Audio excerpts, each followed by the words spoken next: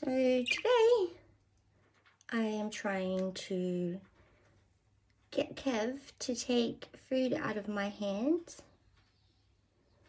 but he is not interested. But he's a good boy sitting on my fingers. See? Step up. Good boy. So this is little Tweety, but she just constantly wants to bite, so I'm trying to get her used to hands. Hey, yeah, you're all right. Good girl. You settled down. Good girl. I usually let them out of their cage for 15-20 minutes each day and just talk to them every day and getting a bit more hands-on now.